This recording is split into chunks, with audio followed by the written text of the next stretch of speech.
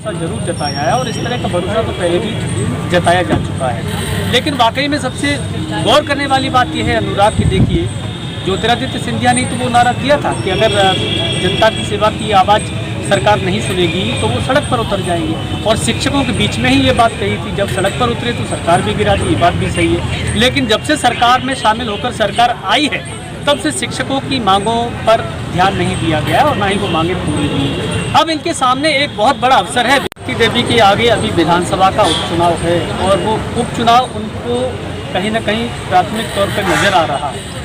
ग्वालियर में जब वो शिक्षकों के बीच पहुंची तो उन्होंने ये भी बात कही थी कि वो अतिथि शिक्षकों की समस्याओं को लेकर और उनकी जो मांगे हैं इसको लेकर सीएम शिवराज से बात करेंगी और ज्योतिरादित्य सिंधिया से बात करेंगी। लेकिन बात करना एक अलग चीज़ है और शिक्षकों के काम करना एक अलग चीज़ है। शिक्षकों के काम होते तो आज शिक्षक इस तरह सड़क पर नहीं होता, मैदानों में नहीं बैठता। मांगों को लेकर आप लोग परेशान हैं। आंदोलन धरना जो चल रहा है वो छुट्टियों के समय और क्रमबद्धता से चल रहा है। बच्चों की पढ़ाई पे हम लोगों ने पूरा ध्यान दिया है और अतिथि शिक्षक ही तो स्कूलों को चला रहा है, क्योंकि नियमित शिक्षकों की भर्तियां तो आज तक हुई नहीं है।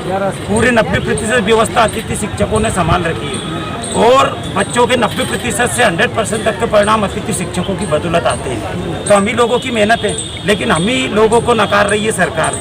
अब हम लोग यहाँ से जो आज सांकेतिक धरना था उससे जा रहे हैं। अब इन मंत्रियों को और विधायकों को जहाँ जहाँ पर चुनाव है इनको हम गाँवों में नहीं घुसने देंगे, इनको हम विधानसभाओं में नहीं घुसने देंगे।